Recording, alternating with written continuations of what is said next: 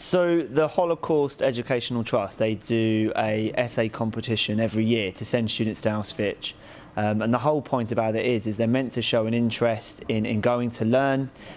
They then go off and do a seminar in London to talk about the visit, do the visit itself. And the whole point is that once they've learned and experienced it, to pass that information back throughout the school. We had to enter an essay competition to win a spot on the trip, and then as part of our next step project for that whole process is to pass on some of the knowledge and experience that we gained from that trip and try and make a difference in our community in our school. I couldn't say I enjoyed the whole experience of seeing Auschwitz, but the feeling of imparting knowledge and making a difference on an issue that's still alive today, I really felt like I made a positive change, and that was a great feeling. The whole thing is certainly a very morbid topic, and it's a very eye-opening thing to experience, but certainly the idea of giving the talk and giving the lesson is highly enjoyable, because the idea and the feeling that you're sort of educating and you're sharing knowledge and experiences it's a great thing to do, and it's a really good feeling. We felt like after obviously coming back from Auschwitz, we had a lot of feelings, a lot of emotions, and we felt the best way to make a difference was to educate the youth, particularly on anti-Semitism, which is rising. And we felt like Year 9 was the best audience for it, because they were the minimum age to be able to understand what sort of went on and be able to be mature enough to take our knowledge on board.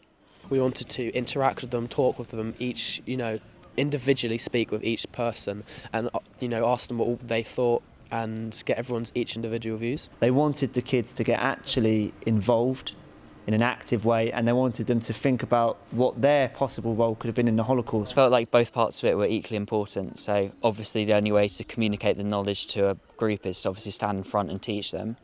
But then a small group is essential to be able to make them make use of that knowledge, because my experience from going to Auschwitz is everyone reacts to what they see differently. The Year 9s is just an age group where, they haven't particularly had a great chance to learn about the Holocaust yet. They're just starting to understand what it actually was and what actually happened. So it's a very important thing to do, big sense of responsibility, I guess.